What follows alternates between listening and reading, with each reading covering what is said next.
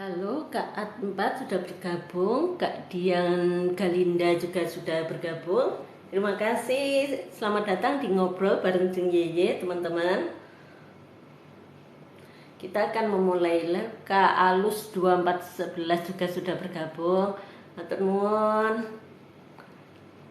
Kak Y Arya Subianto, Kak Sabta Putra, Kak Hidar Roni sini, Kak Mbak Ani, matur nuwun, Saudarawo, Mbak Ani, Kak Wililo, Kak Gina AS, Kak Teti, matur nuwun Saudarawo, Mbak Ani, matur nuwun, sudah tap-tap layar. Ini Mbak masih membagikan tautan dan tap-tap layar. Kak Umi, matur nuwun Saudarawo, Kak Umi FF, Mbak Ani, Kak Ari Zuzalis, matur nuwun Saudarawo, teman-teman di Ngobrol bareng Jeng Yeye malam ini. Kak Nur Kayani, Assalamualaikum. Alhamdulillah belum telat berarti nggih. Waalaikumsalam Mbak Ani, belum terlambat sama sekali. Kan kita mulai 5 menit lagi. Ini masih share-share. Selamat datang Kak Fatimah Saleh, matur nuwun Saudarawo. Ini masih bagi-bagi. Kak Irma, matur nuwun Saudarawo. Kak Budbud juga Saudarawo. Kak Lucia Yekti, matur nuwun Saudarawo. Selamat datang teman-teman di Ngobrol bareng Jeng Yeye. Matur nuwun terutama Mbak Ani Saudarawo. Beliau adalah sahabat saya dari Gresik ya teman-teman. Oke, teman-teman perkenalkan, saya Yayu, founder dari CV Neo Bersaudara, domisili kami di Sidoarjo Kota, teman-teman. Selamat datang Kak Santi 8851. Setiap Rabu saya akan live streaming mulai pukul 19.30 sampai pukul 21 ya teman-teman. Kalau dulu itu setiap hari saya streaming. Sekarang mohon maaf karena banyak sekali pekerjaan yang harus saya selesaikan. Saya live streaming seminggu sekali dulu, tapi saya memperbanyak viti-viti motivasi bisnis mewakili keberadaan saya di live streaming gitu nggih. Selamat datang Kak Fitrianis Anis, Kak Biasalah, Kak Balkis, Kak User 4834, Kak Bunda Queen, matur nuwun Saudarawo. Selamat datang teman-teman. Kak Ariski, Kak Alus mengikuti kreator live, matur sembah nuwun sudah mengikuti saya Kak Nanot, Kak Fitrianis, matur nuwun sudah tap-tap layar, barokahullah. Teman-teman silakan follow akun saya, teman-teman juga bisa saling follow akun ya, sehingga harapannya kita bisa bersinergi dalam bisnis maupun dalam circle yang positif. Matur nuwun Mbak Fitrianis Anis. Teman-teman, izinkan saya memperkenalkan sahabat saya Mbak Ani, owner dari Awin Vio Puding Jelly Art. Beliau domisili di Gresik, namun lingkup usaha beliau bisa sampai Gresik, Surabaya, Sidoarjo, teman-teman. Nah, karena produknya adalah puding art ya, bentuknya apa saja, ada puding kaca, ada puding bucket, ada puding lukis.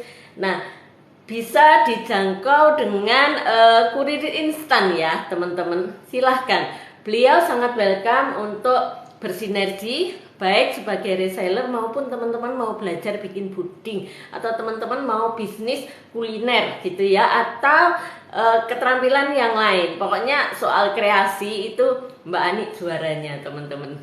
Selamat datang Kak Maria Lasapen, dan silahkan di follow akun Mbak Ani ya di Awin Vio Puding Jelly Art untuk lebih banyak tahu kreasi-kreasi yang sudah beliau ciptakan gitu ya, hasil karyanya. Dan juga ada grup pembelajarnya, grup edukasi. Kalau enggak salah, saya kok jadi lupa padahal enggak ketemu cuma seminggu. Jalinesia teman-teman, Jalinesia ya. Monggo silahkan teman-teman bisa join grupnya ya. Halo Kak Sita Parta, selamat datang Kak Suster, Kak Anget 6419, Kak User 3289, matur nuwun, sudah rawuh, Kak User 4100 juga sudah rawuh. Teman-teman, saya Sidoarjo panas sekali, jadi saya mengurangi lampu ruangan hanya menggunakan lighting. Semoga penampakannya masih bagus ya. Sidoarjo panas luar biasa. Kak Iu, matur nuwun sudah rawuh. Kak Win, Kak User 3884, matur nuwun sudah rawuh. 1 menit lagi kita akan memulai live streaming kita, ngobrol kita ya teman-teman. Hari ini ada beberapa kawan rencana ikut gabung gitu ya, ikut live together. Mudah-mudahan tidak ada halangan. Tapi kalaupun teman-teman yang sudah hadir mau live together, silahkan ya teman-teman. Teman-teman bisa tulis di komentar. Kak Rinda, matur nuwun. Kak Fitriani, barokallah sudah tap-tap layar. Kak Laksmi Yuli sudah bergabung, matur nuwun juga.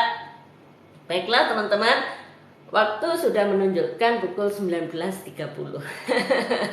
Ini agak terengah-engah ya nafasnya, kurang olahraga. Terlalu banyak kegiatan sampai melupakan olahraganya. Bu Mami, matur nuwun sudah rawuh teman-teman. Perkenalkan, MM Makeup adalah salah satu sahabat saya, domisili di Sidoarjo. Beliau adalah makeup artis dan memiliki beberapa bisnis lain. Silahkan di follow akunnya ya. Matur nuwun Mbak Fitrianis Anis. Baiklah teman-teman, dengan ucapan Bismillahirrohmanirrohim, salam sejahtera untuk kita semua, dan semoga kita semua yang hadir dalam room malam ini senantiasa Allah berkahi dengan kesehatan, keselamatan, kesuksesan, dan kebahagiaan yang tidak terbatas. Amin, Allahumma amin. Selamat datang teman-teman semua. Mohon maaf kalau ada yang terlewat dari sapaan saya. Tentu saja tidak mengurangi rasa hormat saya atas kehadiran kawan-kawan ya. Karena kehadiran kawan-kawan adalah rezeki yang sangat baik untuk saya. Saya juga berharap bahwa apa yang saya sampaikan semoga menjadi rezeki untuk teman-teman semua. Matur nuwun yang sudah tap-tap layar, Mbak Anis, Mbak Ani, Bu Mami, barokallah semuanya. Teman-teman, beberapa hari yang lalu ya, mungkin hari yang lalu, saya itu upload VT tentang motivasi bisnis.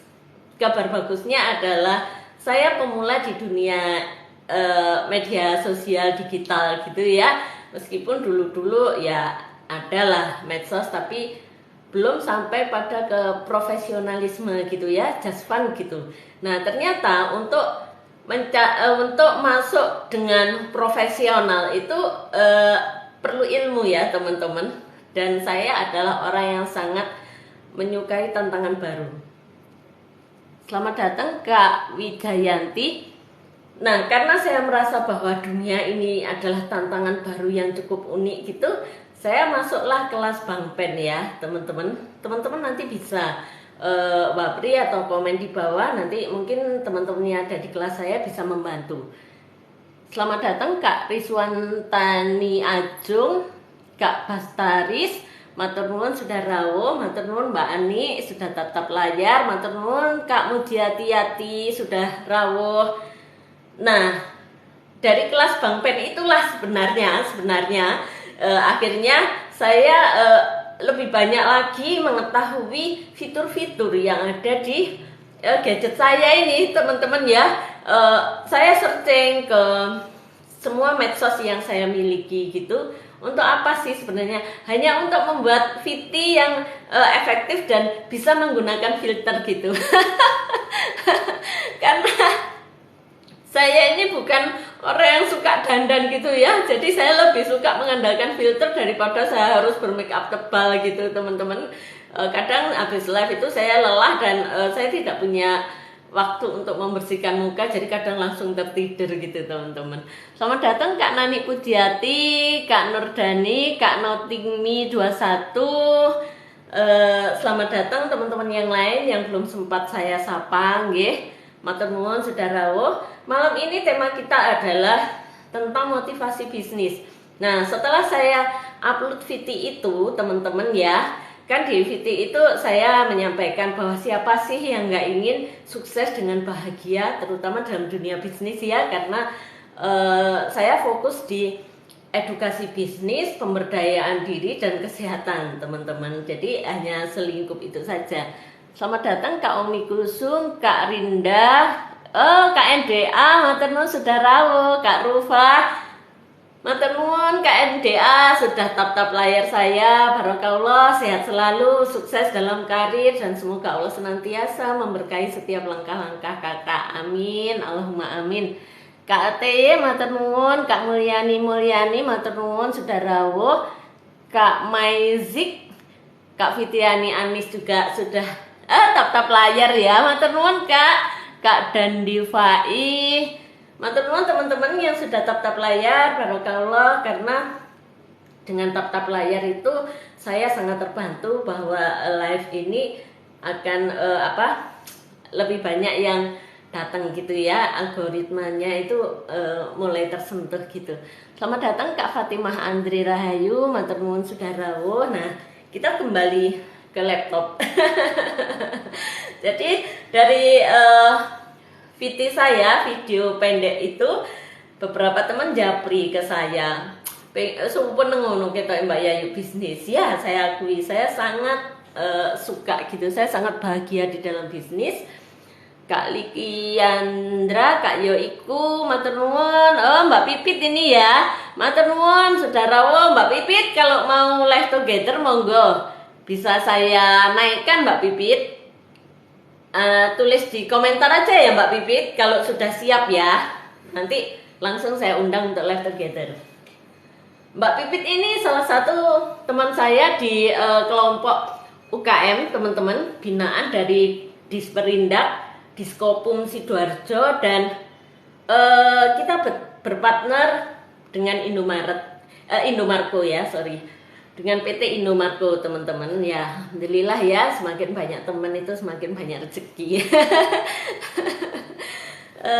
Kembali lagi ke topik, bagaimana cara memulai bisnis atau bagaimana cara memulai inovasi gitu, teman-teman.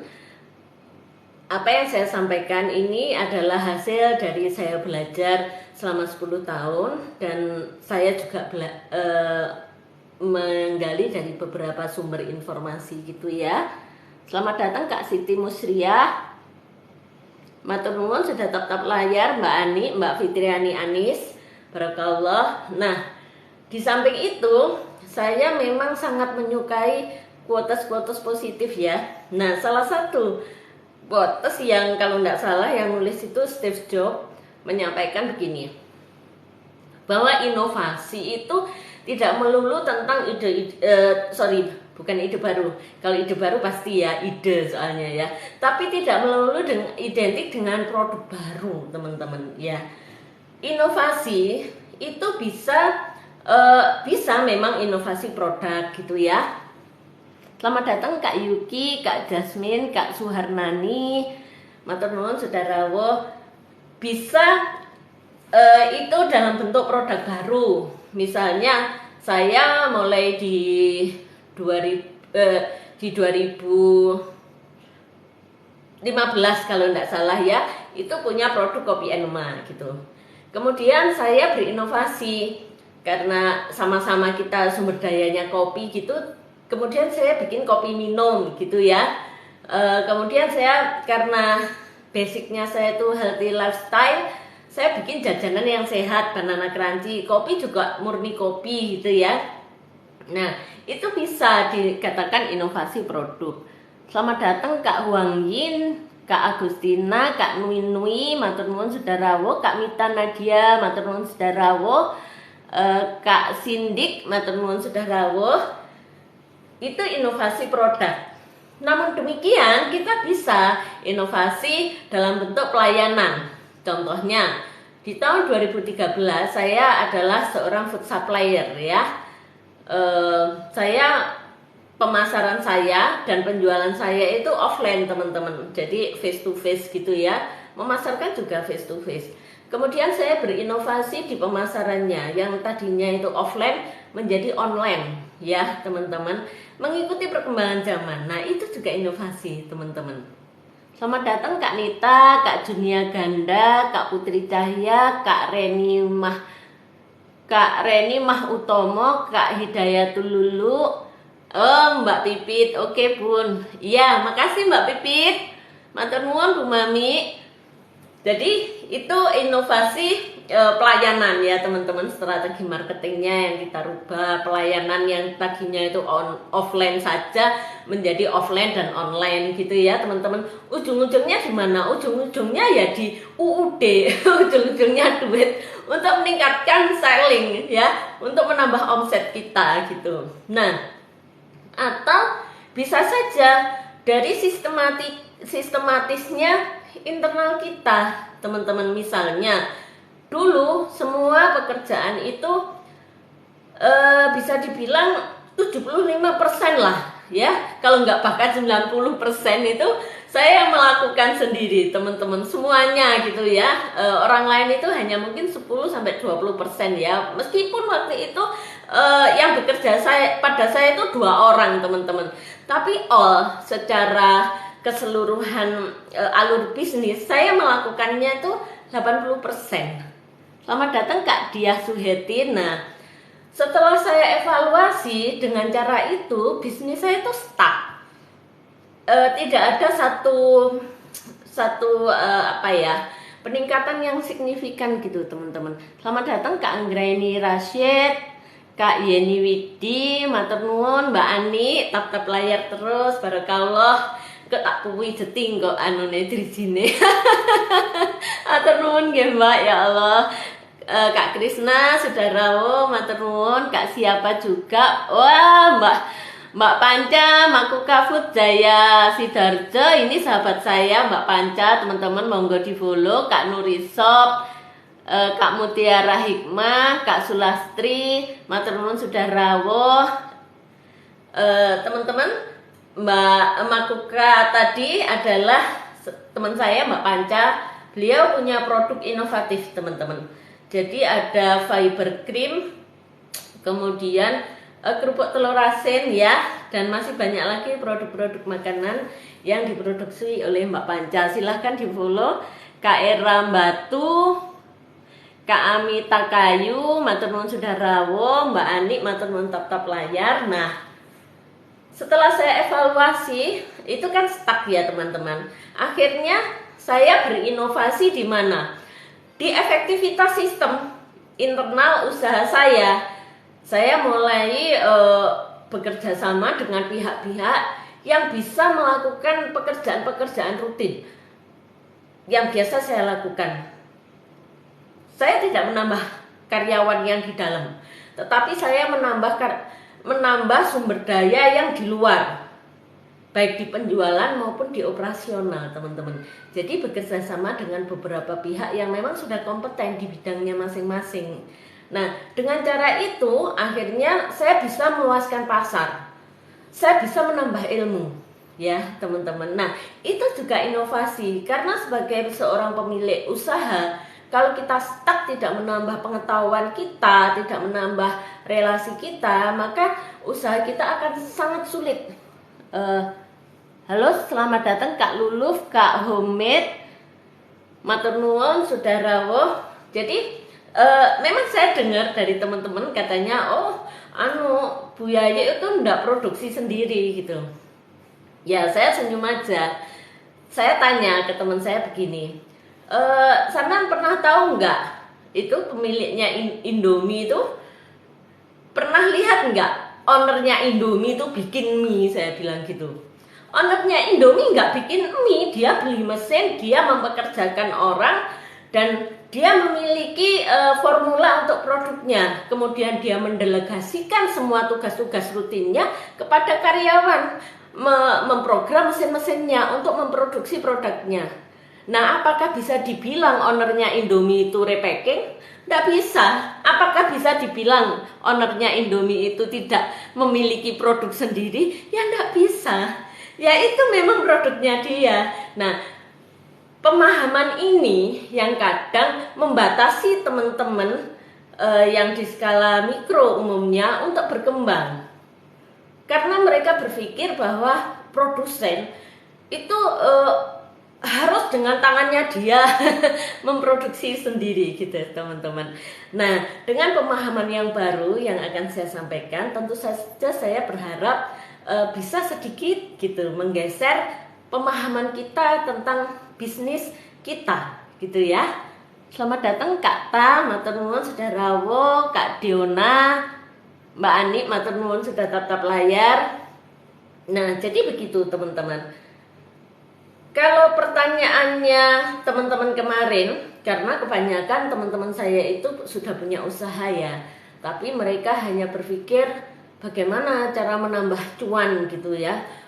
Ini produk ini stuck Mbak Yayu ya sudah segini-segini gitu hasilnya gitu. Selamat datang Kak Hidowil. Matur nuwun Sedarawo. Terus saya bilang, Ibu usianya sudah berapa? Nah, beliau sudah ya di atas saya sedikit gitu ya, tapi secara tenaga saya lihat beliau sudah tidak terlalu, kalau saya kan masih wow gitu, tenaganya masih sangat tinggi gitu ya.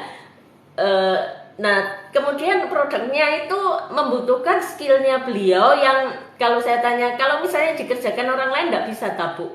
Bisa Mbak Yayu, tapi aku nggak yakin kok pas rasanya bedo, kan aku dikomplain customer gitu.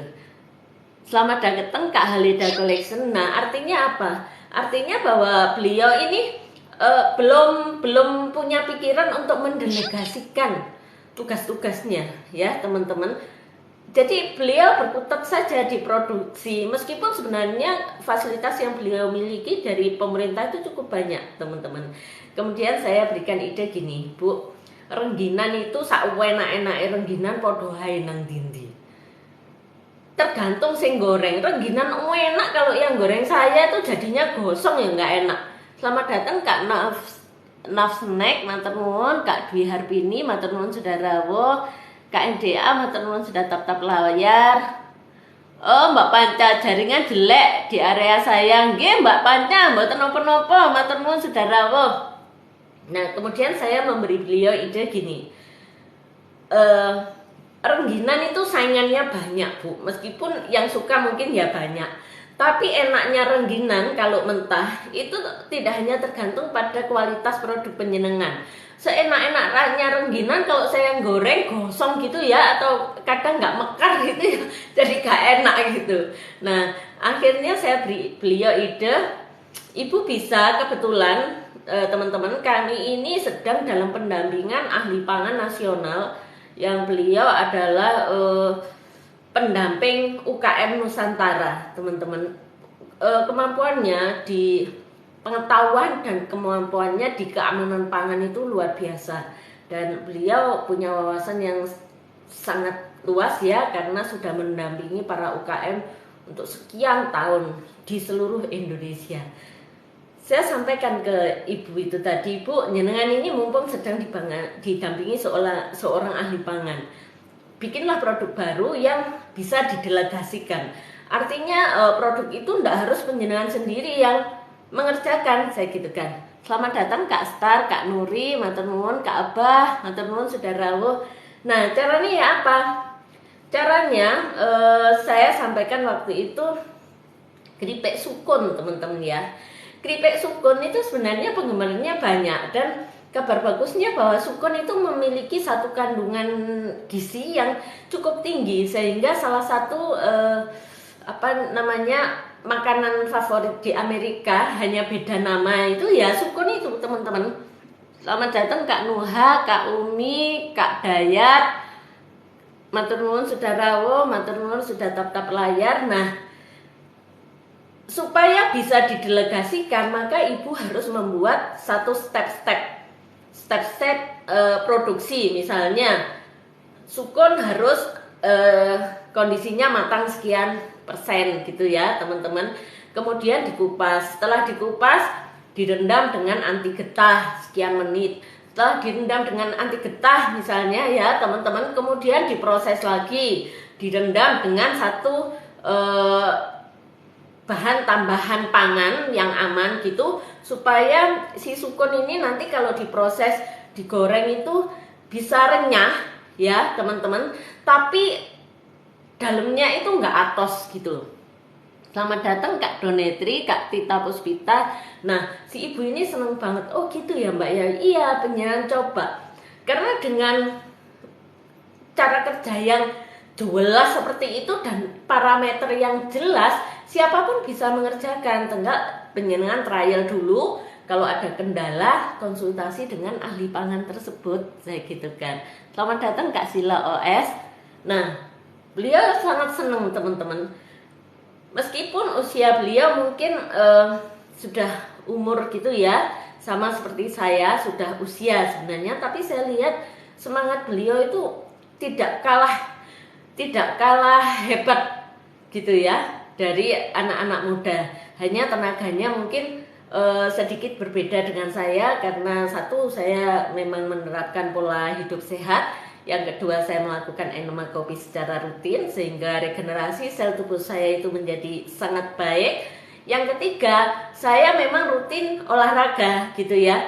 Seminggu saya nggak olahraga ya kayak gini nih, ngatur nafasnya agak menggeh-menggeh dikit gitu teman-teman ya.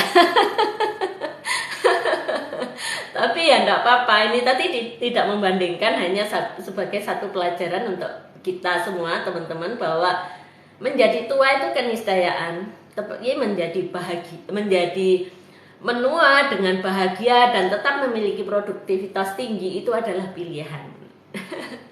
Selamat datang Kak Bunda Yuyun, Kak Atik Sri, Kak Tia, matur nuwun. Oh Masya Allah Mbak Ani, barokallah, matur nuwun. Waduh, suwegere dikirim Mbak Ani es jeruk.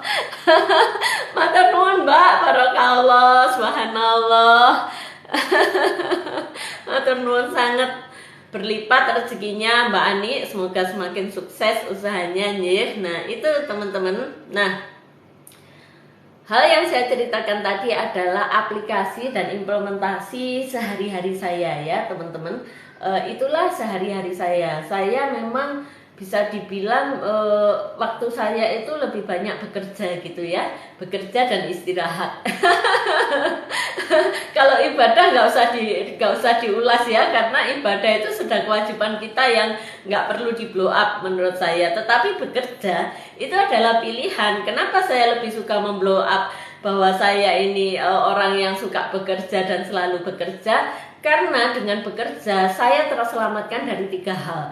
Satu, saya terselamatkan dari kantong tipis. Yang kedua, saya terselamatkan dari rasa malas ya. Kalau orang suka bekerja itu pasti bukan orang malas. Ya, yang ketiga, saya terselamatkan dari tindakan-tindakan yang tidak menguntungkan saya maupun orang lain. Contohnya nonggo dan menggibah gitu ya. Selamat datang Kak Ignalita, Bu Mami, matur nuwun sudah tap-tap layar. Jadi seperti itu teman-teman ya. Nah, bahwa keseharian saya mungkin menemui teman-teman di rumah saya gitu ya. Kalau teman-teman datang ke rumah saya, maka yang kami bicarakan ya tidak keluar dari bisnis gitu ya teman-teman. Apalagi akhir-akhir ini saya bersama teman-teman itu sedang intens menjalin hubungan dengan retail modern gitu ya. Selamat datang Kak Iin, Kak Muksin. Karena sedang intens, akhirnya ya waktu saya hampir semuanya tercurah ke sana ya teman-teman, sampai olahraga saja saya belum sempat gitu. Terus pergi-pergi juga nggak bisa bebas seperti kemarin. Selamat datang Kak Angga, Kak Uni, Aini, Kak Rini Dayati. Saya banyak di rumah mengerjakan semua berkas-berkas gitu ya, menyelesaikan semua kewajiban dan menerima teman-teman yang datang. Kabar bagusnya bahwa dengan kondisi yang seperti itu, akhirnya saya malah bisa membuat satu inovasi produk baru, yaitu es krim teman-teman. Dan es krim yang saya penyuka es krim, tetapi saya tidak suka es krim yang lembut. Es krim yang lembut yang apa ya, yang terlalu lembut itu. Saya itu punya langganan dulu langganan, tapi sudah sangat lama tidak berlangganan. Waktu saya masih gadis ya, lebih tepatnya waktu saya masih gadis dan anak-anak masih kecil itu saya punya langganan es krimnya Sang Randi ya teman-teman. Saya sangat cocok dengan es krimnya Sang Randi, dan setelah sekian puluh tahun itu berlalu teman-teman, akhirnya saya bisa bikin es krim seperti yang es krim yang saya suka tadi. Nah, dari mana saya bisa bikin es krim itu? Selamat datang Kak Meridian, Kak Berkah SW, Kak Mursaid, Kak Taris, matur nuwun sudah rawuh. Nah, dari mana saya bisa bikin es krim itu? Di samping saya sudah punya resep gitu ya teman-teman, dapat contekan resep dari salah satu chef. Kemudian saya padu dengan arahan ahli pangan yang sedang mendampingi kami teman-teman. Jadi memang awalnya itu masih teksturnya itu belum seperti yang saya inginkan di resep itu. Kemudian saya konsultasi dengan ahli pangan, jadilah es krim itu luar biasa menyenangkan bagi saya. Dan ternyata ya ketika saya launching baru minggu kemarin ya di Car Free Day itu lumayan respon pembeli itu membahagiakan. Saya lihat yang beli itu saya tanya enak tambah, enak tante. Terus ada anak kecil-kecil itu juga seneng banget gitu teman-teman ya. Jadi saya bersyukur bahwa di saat saya memang betul-betul berkejaran dengan waktu, tapi saya masih punya kesempatan untuk melakukan hal baru. Selamat datang Kak Tiramisu Wena, Kak Rukayah, Kak Cecep Sayur, Kak Love McD, Kak Little Baby, matur nuwun sudah rawuh. Kak Resna, matur nuwun sudah rawuh teman-teman. Yang belum saya sapa mohon maaf, tapi semuanya selamat datang dan selamat bergabung di Ngobrol bareng Jeng Yeye. Nah teman-teman, kemudian saya mulai membuat satu catatan gitu ya teman-teman, yang mudah-mudahan harapan saya bisa membantu kita yang ingin berbisnis gitu untuk bisa memulai bisnisnya gitu ya. Selamat datang Kak Hendra Ramadan, Kak Rohma Sopi, Kak Cahaya, matur nuwun sudah rawuh. Saya juga membuat catatan bagaimana cara kita untuk membuat satu inovasi dalam bisnis kita. Jadi malam ini selamat datang Kak Fatin Shop, matur nuwun sudah rawuh. Kita akan membahas dua hal ini ya teman-teman. Kita nanti mungkin akan live sampai pukul 21 ya. Tapi kalau misalnya teman-teman ada pertanyaan gitu, silahkan ditulis di komentar. Waktu berakhirnya live bisa kita tambah gitu ya, dari 21 menjadi 21.30 gitu ya. Nggak usah lama-lama. Nanti bubuknya telat ya. Oke, baiklah teman-teman, saya akan buka catatan saya satu-satu dan kita akan diskusikan ya. Nah, jadi untuk memulai bisnis teman-teman, bagi yang pemula nggih, Kak Wesi, Kak Sip, selamat datang, matur nuwun sudah rawuh. Bagi seorang pemula yang ingin mulai bisnis teman-teman, pertama yang harus kita miliki adalah ide bisnis teman-teman. Ide bisnis ini dari mana? Bisa dari kesenangan kita loh ya, bisa dari kesenangan kita, atau bisa dari kebutuhan yang sangat kita butuhkan sehari-hari dan dibutuhkan oleh orang banyak. Selamat datang Kak Rosida, Kak Ijan Riva, Kak Mulyani, matur nuwun, Kak Keilis, Kak Maria Ulfa, matur nuwun sudah rawuh. Nah, jadi kita harus punya ide bisnis dulu ya teman-teman. Kak Dom Toreto, Kak Hanifa, matur nuwun sudah rawuh, Kak Sofi, matur nuwun sudah rawuh. Pertama yang harus kita inikan adalah ide bisnis ya. Ide bisnis bisa kita ambil dari kesenangan kita. Misalnya kita suka masak, ya udah kita bisnis kuliner gitu ya. Misalnya kita suka main make up gitu ya, sudah kita make up artis gitu. Sekarang peluang bisnis itu banyak sekali teman-teman, dan bisa dari kesenangan kita, karena setiap kita kan punya kesenangan ya. Atau teman-teman bisa saja memulai bisnis dari apa yang dibutuhkan oleh lingkungan kita, dan itu yang paling cespleng saya rasa ya teman-teman. Misalnya kita bergabung di komunitas pelaku enema kopi ya, maka kita jual aja kopi enema dan peralatannya. Nah, pasti ada yang beli karena komunitas kita di situ. Kalau kita jualan enema kopi enema dan alat di lingkungan yang tidak mengenal enema kopi, nggak laku. Tapi begitu teman-teman menawarkan di lingkungan, di komunitas yang melakukan, pasti laku. Ya, pertama 1, 2, 3 sekian tahun, maka bisa ribuan ya. Selamat datang Kak Dapur Asifa, Kak Mul, Kak Dinata Sari, Kak Asrita, Kak Anya, Bu Kotiba, matur nuwun teman-teman yang sudah rawuh. Kak Anagona, matur nuwun sudah rawuh. Mohon maaf yang belum sempat tersapa ya. Jadi itu teman-teman, ide bisnis itu bisa dari mana saja, tapi yang harus dipastikan adalah bahwa ide itu memiliki potensi pasar. Jangan misalnya kesenangan kita mancing gitu ya, terus kita bikin kolam pancing gitu misalnya, tapi di daerah itu orang, atau di radius sekian kilometer lah ya, orang nggak suka mancing gitu, karena di situ nggak usah mancing sudah ada ikan banyak misalnya. Ya jangan dilakukan. Artinya apa? Bahwa ide bisnis adalah sesuatu yang kita sukai atau sesuatu yang dibutuhkan orang dan memiliki potensi pasar ya teman-teman. Jadi bukan sekedar ide bisnis gitu ya. Selamat datang Kak Delova, Kak L, matur nuwun sudah rawuh, Kak AA Baby Shop, Kak apa saja, Kak Utipar, matur nuwun sudah rawuh. Nah, kemudian yang kedua, lakukan riset pasar teman-teman ya. Jadi kalau kita punya skill memproduksi ya, misalnya kita bisa bikin sambal itu sing enak gitu ya, lakukan riset pasarnya. Kabar bagusnya bahwa riset pasar itu tidak harus kita pergi keluar gitu teman-teman, tidak harus. Teman-teman bisa menggunakan teknologi Google ya, melalui Google Form.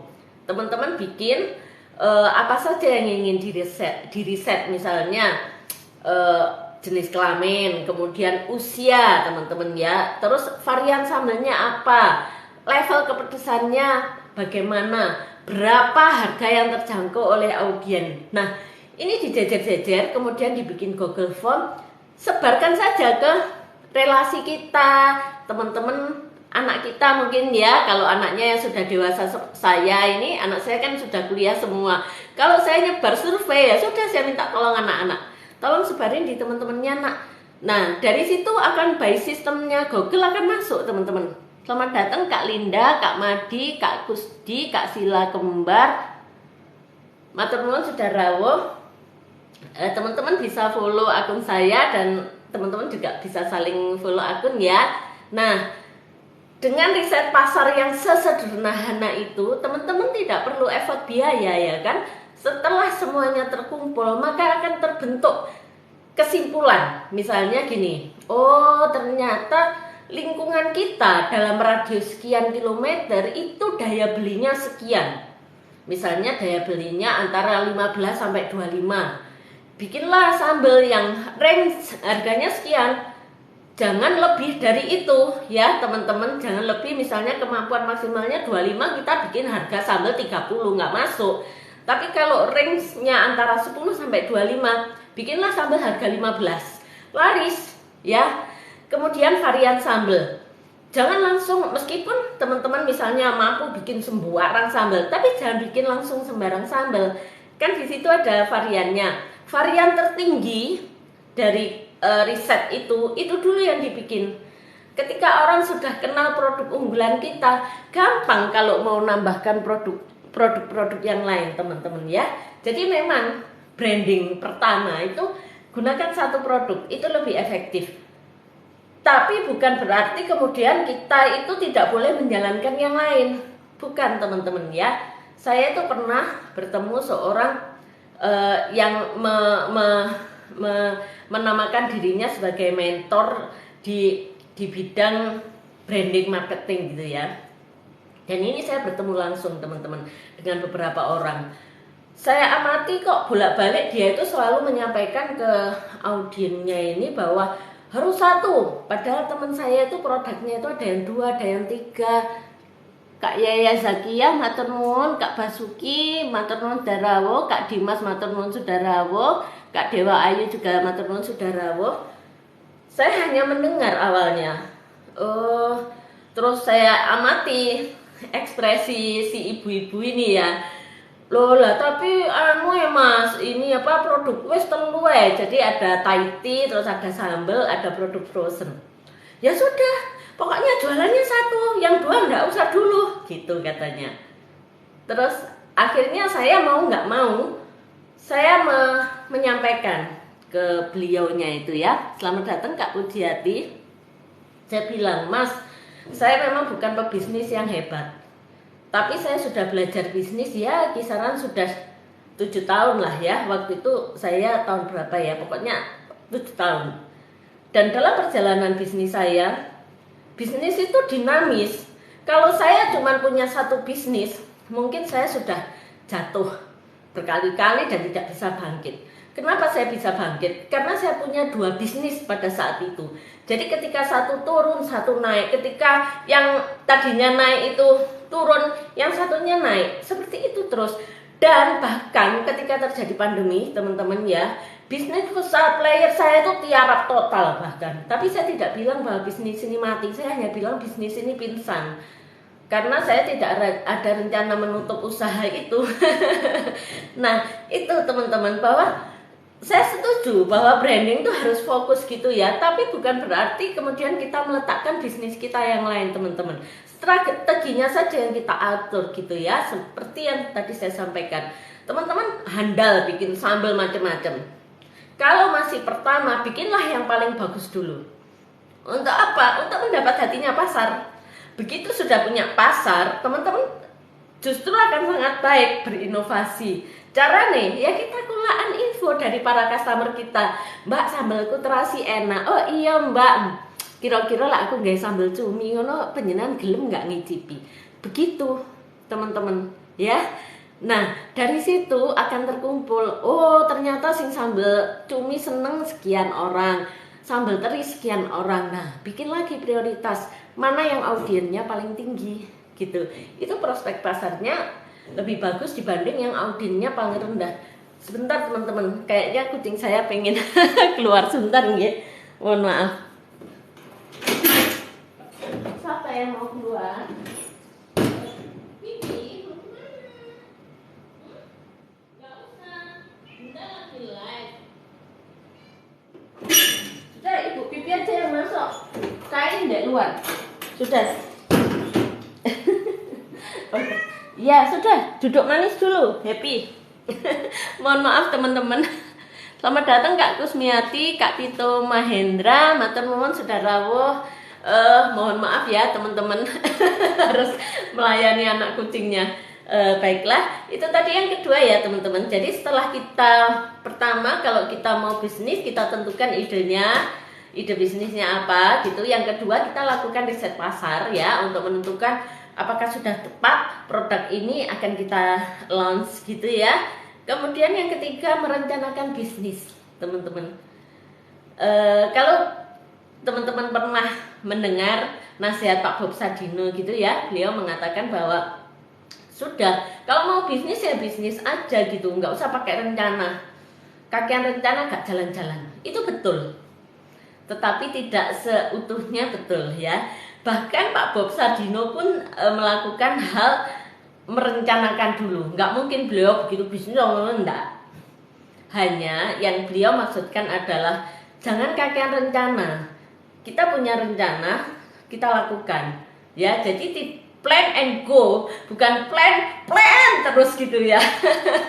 Itu yang dimaksud beliau ya teman-teman. Selamat datang Kak Hartilah saja, matur nuwun Sudarawo. Nah, bagaimana cara merencanakan bisnis ini teman-teman? Sebenarnya tidak sulit.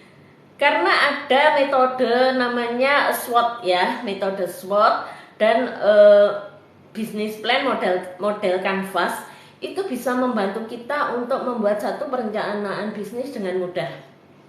SWOT misalnya ya, metode SWOT itu mengidentifikasi. Selamat datang Kak Flen Garaga, Kak Vin, matur nuwun sudah rawuh. Jadi metode SWOT itu mengidentifikasi bisnis kita. SWOT itu strength, weakness, opportunity, dan T-nya jadi gini, ada kekuatan ya teman-teman, ada kelemahan kita, kemudian ada satu peluang, ada threat, ancaman ya, ancaman. Nah, dari 4 ini misalnya sambal ya teman-teman, sambal. Kelebihan sambal kita itu apa? Kita tulis. Oh, pedesnya bisa menyesuaikan gitu ya. Bahannya alami gitu dan sebagainya dan sebagainya. Tapi apa kelemahannya? Misalnya pesaingnya akeh gitu. Lombok kadang larang, kadang murah gitu. Ya itu ditulis teman-teman. Kemudian opportunity, peluang.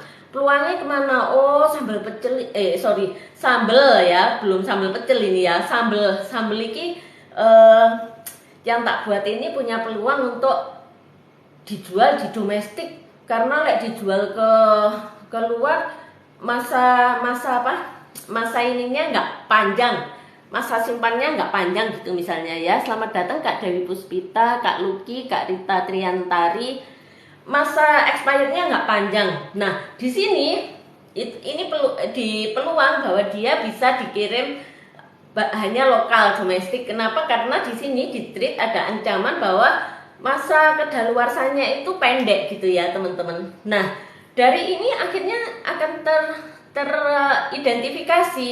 Oh, opportunity peluangnya tinggi sebenarnya. Sambal itu tidak hanya disukai di Indonesia, bahkan di Malaysia, bahkan di Eropa orang-orang suka sambal gitu ya. Tapi bagaimana supaya masanya panjang? Maka kita mempelajari teknik masaknya. Kita bisa konsultasi dengan ahli pangan bagaimana cara memasak supaya produk ini punya ketahanan yang lebih tinggi misalnya. Kemudian selamat datang Kak Yudhistira, Kak Yoiku, oh Mbak Pipit, Kak Tuti, Muningsih, matur nuwun sudah rawuh. Nah, setelah konsultasi gitu ya teman-teman, misalnya ini, oh sambalnya harus dikasih antioksidan. Kenapa? Jadi tengi itu karena materi pangan ini teroksidasi teman-teman. Nah supaya tidak teroksidasi ya dikasih antioksidan gitu ya. Nah antioksidannya apa? Nah tergantung materinya gitu misalnya teman-teman. Oh kalau gampang jamuran ya dikasih anti jamur gitu ya teman-teman. Apa yang dibuat supaya bisa tidak mudah berjamur? Nah banyak ilmu yang harus kita tambah lagi teman-teman. Nah memang bisnis itu identik dengan kita terus belajar ya teman-teman. Selamat datang Kak Litani, Kak Giarni. Nah itu cara merencanakan bisnis dengan analisa SWOT. Kemudian ada lagi dari analisa SWOT ini akhirnya kita breakdown lagi ke bisnis plan. Bisnis plan itu mengandung 9 elemen teman-teman.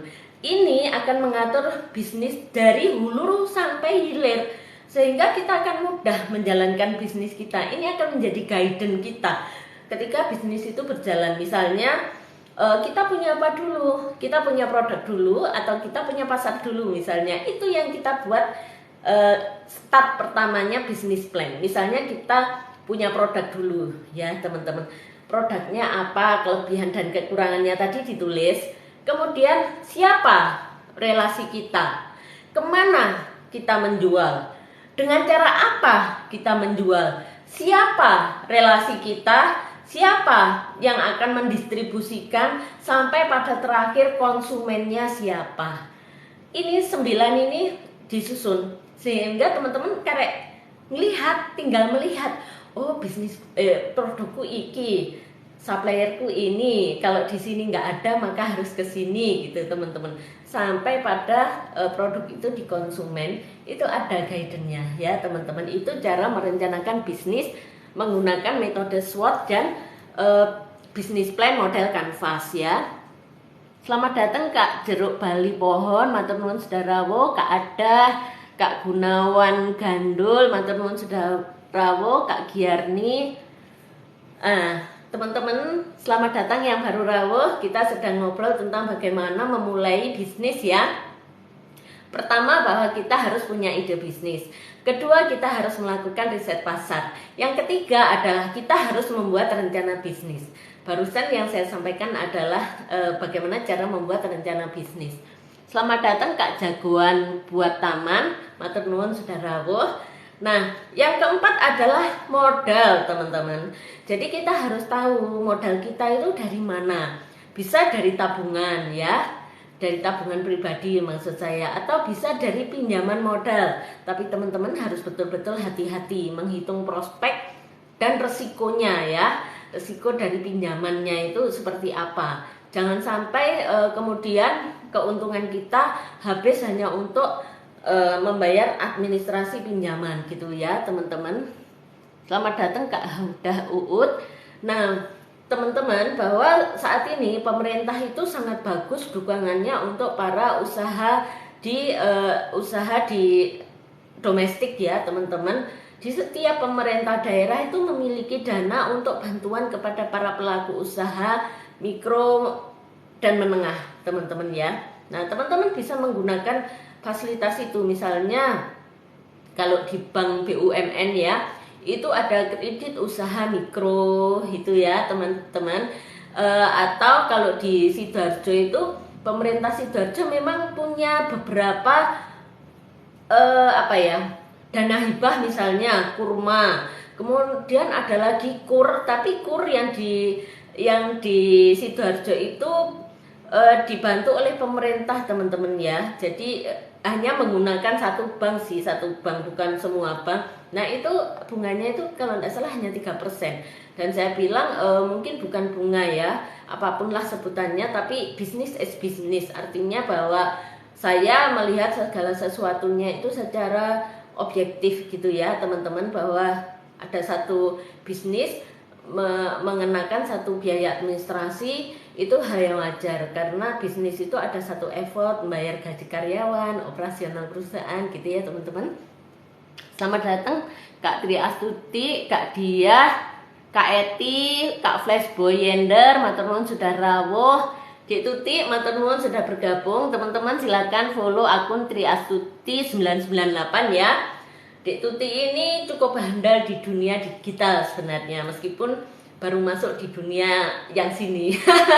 Tapi di dunia yang lain Dek Tuti ini sudah berkibar 3 tahun kalau tidak salah ya Dek Tuti ya. Nah itu ya teman-teman untuk modal. Tentukan sumber modal untuk memulai bisnis. Ini bisa berupa tabungan pribadi, pinjaman bank, atau investor teman-teman ya. Kalau di bisnis syariah teman-teman, ada yang namanya ini. Jadi semacam hutang teman-teman, saya kok lupa istilahnya ya. Semacam hutang yang pembayarannya itu diperjanjikan, kemudian tidak mengenal kata bunga ya, dividen, bahasanya dividen. Nah, dalam metode ini, bahwa ketika bisnis itu rugi, maka si peminjam itu tidak menanggung kerugiannya sendiri. Jadi sangat fair ini. Saya pernah mempelajari ilmu manajemen syariah itu waktu itu diselenggarakan oleh LBS Urundana gitu ya. LBS Urundana itu yang mendirikan beliau ahli syariah Indonesia, ahli keuangan syariah Indonesia, saya lupa namanya. Selamat datang Kak Retnoana, Kak user 9028, matur nuwun sudah rawuh. Di sini halo. Selamat datang teman-teman. Sampai saya belum menyapa di sini, teman-teman silakan belanja. Sudah bisa dapat diskon 50% ya teman-teman. Matur nuwun sudah berbelanja dan matur nuwun sudah rawuh di live saya teman-teman. Semoga sehat selalu ya teman-teman. Karena saya live di 2 tempat gitu ya teman-teman, sampai lupa. Yang keempat, kemudian yang kelima teman-teman, registrasi bisnis.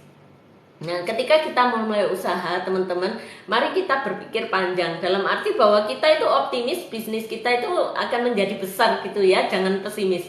Nah, bagaimana supaya kita optimis bahwa bisnis kita besar? Kita registrasikan bisnis kita. Misalnya, sekarang ini para pelaku usaha harus memiliki nomor induk berusaha. Ya, teman-teman bikin NIB, karena dengan NIB itulah nanti teman-teman akan bisa mendapatkan bantuan fasilitas dari pemerintah maupun dari perbankan gitu ya, teman-teman. Kemudian kalau teman-teman punya produk misalnya ya, produk makanan misalnya, maka teman-teman harus mendaftarkan produk tersebut dengan legalitas halal misalnya ya, karena kalau enggak nanti di 2024 produk yang tidak bersertifikat halal itu tidak bisa beredar di masyarakat umum, jadi peredarannya itu terbatas ya, karena nggak semua makanan halal kan ya, tidak semua warga Indonesia mengkonsumsi yang halal. Jadi yang tidak halal itu peredarannya dibatasi untuk komunitas mereka sendiri gitu. Nah, yang halal itu boleh beredar di umum itu. Nah, kemudian izin edarnya teman-teman, misalnya kalau makanan yang kapasitas produksi industri rumah tangga ya, itu teman-teman cukup ngurus PIRT izin edarnya. Tapi kalau untuk produk frozen itu harus BPOM teman-teman. Jadi ada beberapa klasifikasi produk yang harus kita ketahui dan kita lakukan teman-teman. Selamat datang Kak Kusmiati, Kak Dewi Juniawati, Kak Kasilah, matur nuwun, saudara woh gitu ya. Yang kelima tadi registrasi bisnis ya teman-teman, terkait dengan izin edar, legalitas produk, legalitas usaha gitu. Legalitas usaha itu contohnya NIB, atau kalau badan hukum akte pendirian perusahaan gitu ya. Legalitas produk itu terkait halal, PIRT, BPOM, HACCP itu ya teman-teman, tergantung kita mau di mana gitu. Selamat datang Kak Nining, Kak Komaria, Kak Rinaku, matur nuwun saudara woh. Nah, yang keenam adalah branding dan pemasaran teman-teman. Setelah kita punya ide bisnis ya, kemudian kita riset pasarnya. Setelah kita riset pasarnya, maka kita menentukan modalnya dari mana. Setelah ketemu, kemudian kita urus legalitas usaha dan legalitas produknya ya teman-teman. Tapi ini sebenarnya semuanya enggak step gitu, enggak bisa sambil jalan ya. Mulai keempat ini teman-teman bisa sambil jalan. Jadi bukan produksinya ngenteni lek halal metu, enggak. Produksi dulu aja, nanti izin legalitasnya itu sambil jalan teman-teman urus gitu ya teman-teman. Tapi modal ya harus ada duluan gitu ya kan. Legalitas usaha dan branding ini bisa sambil jalan, sambil kita produksi, kita jualan, kita branding gitu, kita ngurus legalitas usaha gitu ya teman-teman ya. Jadi branding dan pemasaran, buat identitas merek yang kuat dan mulailah mempromosikan bisnis kita melalui berbagai saluran pemasaran seperti media sosial, situs web, dan iklan ya teman-teman. Nah, sekarang itu banyak cara kita itu bisa branding dan marketing ya teman-teman. Kak Iip, Kak Muhammad Roni matur nuwun, Kak Mama Dito Saudarawo matur nuwun. Nah, salah satu yang bisa kita lakukan untuk branding dan marketing adalah media sosial yang aktif dan lagi booming.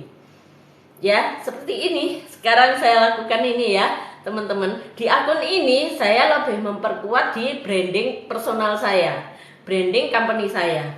Tapi saya juga punya akun yang akan memperkuat di marketing dan sellingnya, teman-teman. Itu adalah strategi yang bisa kita rancang ya, teman-teman, untuk supaya penjualan kita itu bisa sat-set wat-wat gitu. Ya teman-teman, monggo teman-teman bisa komentar di kolom komentar kalau mau ada pertanyaan atau mau ikut live together gitu ya teman-teman. Selamat datang Kak Heriati, Kak Gugus Bintang Pandu Bumi, matur nuwun sedarawo Dik Pandu. Jadi gitu ya teman-teman. Itu tadi sudah sampai branding dan pemasaran ya. Sekarang pemasaran itu mudah teman-teman karena sudah banyak marketplace. Jadi untuk menjadi seorang pelaku usaha kita nggak mesti punya toko fisik ya. Seperti saya ini, saya belum punya toko fisik teman-teman. Jadi rumah saya itulah yang saya jadikan kantor sekaligus rumah usaha gitu ya. Nah, mulai 2021 baru mulai saya pisah. Kantor pemasaran mana, nanti rumah tinggal mana, terus rumah produksi mana, itu sudah mulai saya toto teman-teman. Selamat datang Kak Nonori, Kak Mahardev, Kak Heni Marco, Kak Erni, matur nuwun sudah rawuh. Jadi begitu ya teman-teman. Yang ketujuh adalah operasional ya teman-teman. Jadi setelah ide bisnis sudah oke. Kemudian riset pasar sudah dapat, ternyata produk ini digemari gitu ya. Kemudian yang ketiga tadi kita registrasi bisnis kita, modal. Setelah modal tadi ada ternyata bikin rencana bisnis dulu, kemudian modal kita siapin, registrasi bisnis kita lakukan, branding dan pemasaran bisa dilakukan secara paralel, kemudian operasional. Ya teman-teman, untuk operasional kita juga sudah mengatur dari awal ya teman-teman. Misalnya, nah ini kabar bagusnya bahwa ini operasional ini sudah masuk di rencana bisnis kita yang di nomor 3 tadi. Kalau kita membuat sebuah rencana bisnis menggunakan model kanvas, maka operasional ini sudah masuk di dalamnya teman-teman ya. Jadi bagaimana infrastrukturnya, sumber daya yang diperlukan untuk menjalankan bisnis, tempat usaha, staff ya, itu resource-nya bagaimana, peralatan yang digunakan apa, itu semuanya sudah kita tulis di rencana bisnis. Kalau kita menggunakan rencana bisnis model kanvas ya teman-teman. Yang ke-8 adalah manajemen keuangan. Nah, manajemen keuangan juga sudah masuk di dalam rencana bisnis model kanvas kalau teman-teman menggunakan itu ya. Nah, manajemen keuangan ini bahkan kalau di yang menggunakan model kanvas itu teridentifikasi bahwa pengeluaran kita itu ada yang pengeluaran cost tetap, ada yang variabel gitu ya. Kemudian nanti pemasukannya dari mana? Itu teridentifikasi di situ. Kemudian pengeluarannya itu untuk apa aja? Operasional, sumber daya, transportasi, sewa gedung misalnya, itu ada di rencana bisnis tersebut. Selamat datang Kak Erni, Kak Failang, Kak Rum. Matur nuwun sudah rawuh. Jadi begitu ya teman-teman. 8 manajemen keuangan itu kalau kita sudah bikin yang nomor 3 maka dia sudah ada di situ. Yang ke-9 adalah pelanggan dan pelayanan. Nah, ini adalah ujung tombak dari semua bisnis. Semua bisnis ujung tombaknya adalah pelayanan, teman-teman ya. Sebagus apapun produk kita, kalau pelayanan kita buruk, maka tidak akan mendapatkan pasar yang baik. Tidak akan mendapatkan feedback yang baik dari customer kita. Jadi, pelanggan dan pelayanan itu merupakan ujung tombak yang harus betul-betul kita tajamkan. Dalam arti bahwa untuk mendapatkan pelanggan yang loyal, maka kita harus memberikan pelayanan yang excellent. Dan itu pernah saya ulas ya di live streaming saya beberapa waktu yang lalu. Tapi nanti kalau memang diperlukan untuk saya ulas kembali, saya akan ulas dengan lebih detail. Selamat datang Kak Jeng Gafar, matur nuwun sudah rawuh. Nah, yang ke-10 adalah pelanggan dan pelayanan ya. Pelanggan adalah fokus pada kepuasan pelanggan dan berusaha membangun hubungan dengan pelanggan dalam jangka panjang, teman-teman ya. Nah, ini yang saya selalu sampaikan bahwa hubungan kita dengan customer itu bukan sekedar fulus ya, teman-teman. Bukan sebuah hubungan yang modus, tapi adalah hubungan yang tulus. Nah, ketika kita punya hubungan tulus ya, bukan modus, maka soal fulus dan kawan-kawan akan mengikuti ya, teman-teman. Selamat datang Kak Jeng Gafar, matur nuwun sudah rawuh, Mbak Pipit gabung lagi. Nah, yang ke-10 adalah evaluasi dan pertumbuhan. Apapun yang kita lakukan, ada baiknya kita evaluasi. Supaya apa? Supaya kita tahu kekurangan kita apa dan potensi apa yang kita miliki untuk kita bertumbuh. Itu harus melalui satu evaluasi ya teman-teman. Ada data yang kita evaluasi. Jadi nggak gerambang atau nggak angen-angen doang gitu ya. Nah, yang perlu diingat adalah bahwa memulai bisnis adalah perjalanan yang menantang. Jadi penting untuk memiliki ketekunan, keuletan, dan kemampuan untuk beradaptasi dengan perubahan ya teman-teman. Jadi kita harus komitmen terhadap apa yang akan kita perjuangkan. Kemudian kita konsisten dengan rencana-rencana yang sudah kita susun. Yang ketiga adalah kita harus persisten. Dengan komitmen dan konsistensi kita, ini kita harus terus berjalan dalam segala keadaan. Gitu ya teman-teman, kita harus fighting dan apapun yang kita lakukan dengan rasa bahagia itu pasti berhasil. Jadi pilihan kita adalah dua, kita melakukan pekerjaan yang kita cintai atau kita mencintai apa yang kita lakukan, itu pasti berhasil.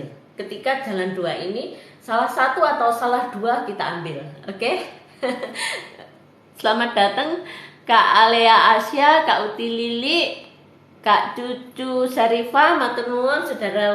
Jadi gitu ya teman-teman.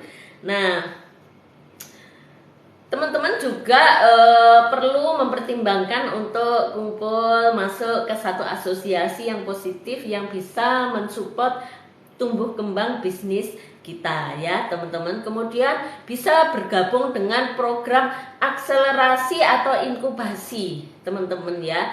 Jadi kalau di daerah saya kebetulan itu Dinas Perindustrian dan Perdagangannya, khususnya di bidang perdagangan itu sangat bagus. Jadi Dinas Disperindak Sidoarjo khususnya bidang perdagangan itu memberikan menjadi satu inkubator bagi kami para pelaku usaha. Itu sangat efektif teman-teman ya. Mereka memberikan pelatihan yang relevan gitu ya, yang betul-betul itu sangat bermanfaat untuk kita. Kemudian tidak hanya sekedar memberikan pelatihan teman-teman, sebenarnya mereka memantau. Hanya kadang kita yang diberi pelatihan itu kurang memperhatikan gitu ya. Saya itu diskusi sendiri dengan kepala bidang perdagangan ya, Asmani itu Bulis, dan Bulis itu sangat luar biasa. Terima kasih Mbak Yayu sudah dipromosikan. Sami-sami Dek Tuti, sukses selalu untuk channel-channelnya ya. Mbak Yayu lihat Dek Tuti sudah masuk di 2 platform itu keren. Yang satu afiliator ya, masuk ke affiliate ya. Terus yang ini sok dibangun deh untuk menjadi affiliate ya. Teman-teman monggo di follow akunnya Dek Tuti di Triastuti 998 ya.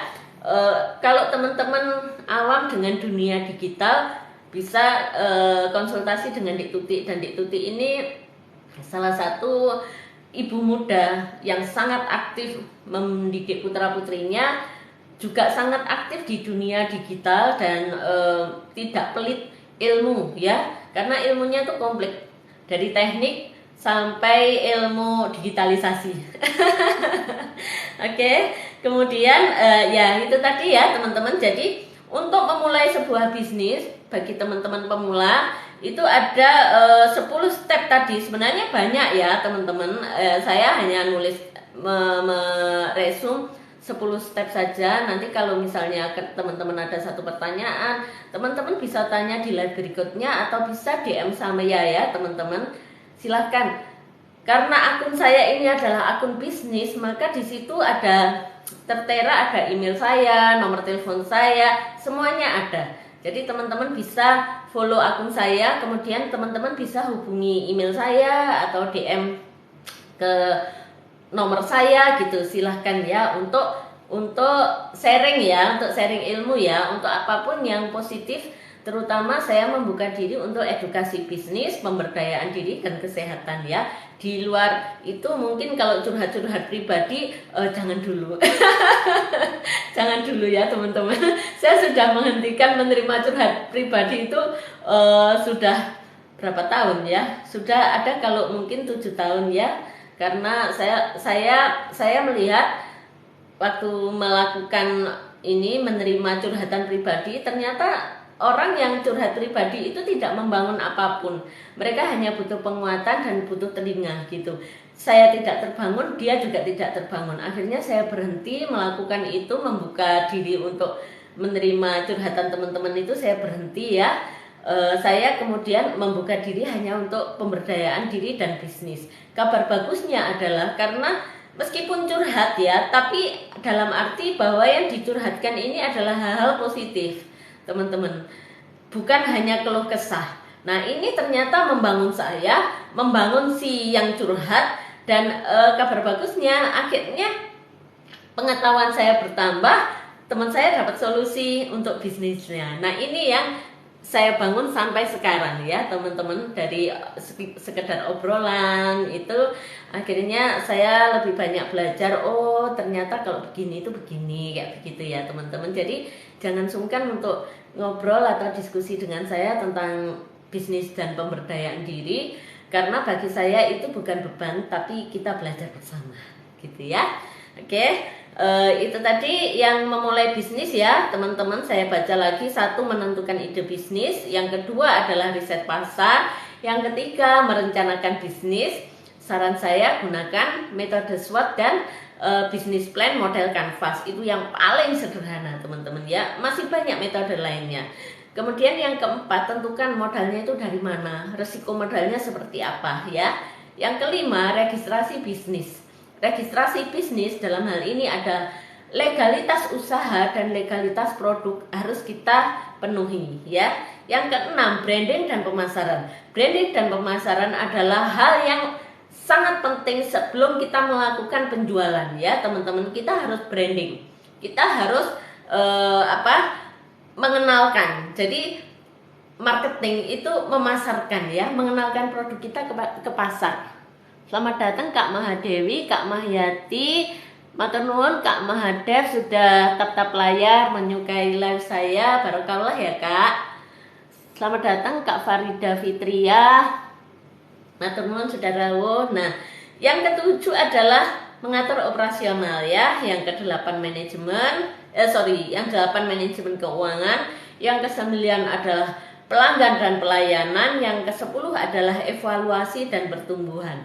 Kabar bagusnya ketika teman-teman menggunakan metode SWOT dan bisnis plan model Canvas, maka beberapa item yang di bawahnya itu sudah teman-teman lakukan di item nomor 3 ya. Jadi lebih efektif, lebih simple. Ketokane 10 padahal yang dilakukan itu hanya 5 ya teman-teman, tapi ini saya breakdown menjadi 10 karena itu adalah item-item tersendiri. Yang ketiga adalah metodenya. Jadi kalau metode itu teman-teman gunakan, maka beberapa step sudah teman-teman lakukan di depan. Nah, itu adalah langkah awal untuk kita memulai bisnis ya teman-teman. Nah, silakan teman-teman yang memang ingin memulai bisnis itu bisa digunakan. Kalau teman-teman misalnya, waduh Mbak Yayu ngomongin cepetin, nggak sampai aku gak iso nyatet gitu ya, teman-teman bisa DM, saya bisa share catatan saya ya.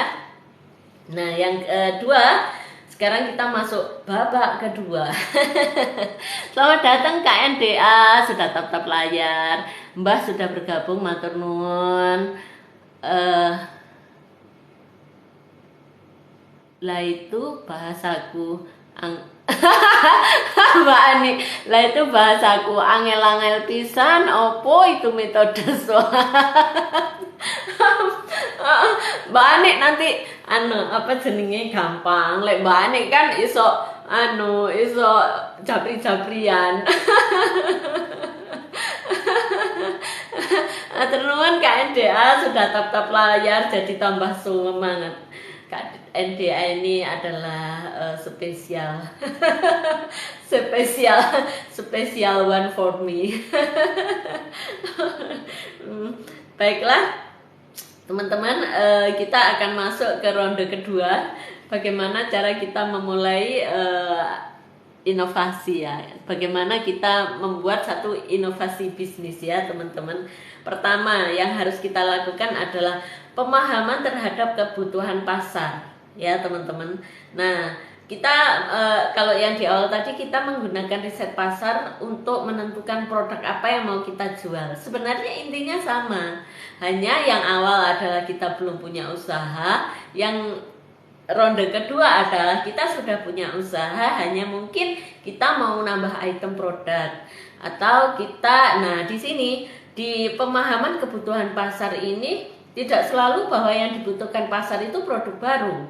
Bisa saja yang dibutuhkan pasar adalah model pelayanan terbaru gitu. Misalnya dulu saya jualannya offline ya. Kalau ada temen beli kentang gitu misalnya, kentang farm fresh itu teman-teman ya. Satu karton, maka saya tidak mengantar. Mereka yang request Gojek, artinya bahwa HPP dia itu harga produk plus ongkos Gojek ya. Misalnya kentang satu karton 500.000, Gojeknya 15.000 misalnya ya. Artinya dia harga kulaknya kan jadi 515 ya kan teman-teman. Nah itu kan kurang worth it gitu ya buat customer saya. Nah kalau misalnya pada saat itu saya sudah masuk di marketplace yang sekarang sudah saya kelola sekian tahun itu ya, kan ada free ongkir untuk penjualan sekian, pembelian minimal sekian itu bisa menggunakan free ongkir. Artinya customer saya dapat keuntungan. Nah ini yang saya bilang bahwa inovasi tidak selalu dalam bentuk produk baru. Bisa saja inovasi itu adalah bagaimana pelayanan kita menjadi lebih baik, lebih efektif dan lebih menguntungkan customer tanpa merugikan kita. Cost-nya kita tetap, tapi benefit yang diterima oleh customer lebih, itu masuk inovasi teman-teman ya. Sebentar saya sapa-sapa dulu. Selamat datang Kak Atma, Kak User 22, matur nuwun sudah rawuh. Nah matur nuwun Mbak Ani, tetap layar saya. Jadi itu ya teman-teman, inovasi dalam arti tidak selalu produk baru. Ide baru iya tentu saja ya, ide baru iya tentu saja. Tapi tidak selalu bahwa itu produk baru. Bisa saja kita mengefektifkan atau produktivitas kita yang kita tingkatkan teman-teman. Misalnya ini, saya ambil contoh teman-teman saya saja ya, yang saat ini di bidang kuliner kami dalam pendampingan oleh salah satu pakar pangan Nusantara. Nah ternyata ya teman-teman, ada satu metode pengolahan pangan yang membuat cost-nya teman-teman itu turun ya. Yang tadinya misalnya teman-teman bikin ini loh, produk kentang Mustafa namanya ya, kentang yang cilik-cilik itu loh teman-teman. Itu kalau kata teman saya, untuk menjadi keripik yang untuk menjadi kentang kecil-kecil yang crispy dan tidak mudah hancur, dia harus berkali-kali nyuci gitu ya. Kentang itu kan salah satu bahan pangan yang gampang teroksidasi ya kan. Kena angin sedikit, kena udara sedikit, dia akan berubah warna menjadi jelek ya kan. Nah kalau sudah teroksidasi kemudian dimasak, penampilannya itu nggak bagus. Nah setelah bertemu dengan ahli pangan teman-teman, yang diperlukan apa supaya tidak berkali-kali gitu? Hanya anti getah ya. Selamat datang Kak Hani, Kak Ibu Koldar, Kak Aris, Kak Yeni, matur nuwun sudah rawuh. Jadi hanya menggunakan anti getah ya, untuk menghilangkan getahnya supaya bahan pangan dari umbi-umbian itu supaya renyah, getahnya harus dihilangi. Kalau getahnya masih ada teman-teman, jadi gampang alot, gampang melempem itu. Jadi getahnya dihilangi. Nah dengan satu bahan tambahan pangan yang bisa menghilangkan getahnya.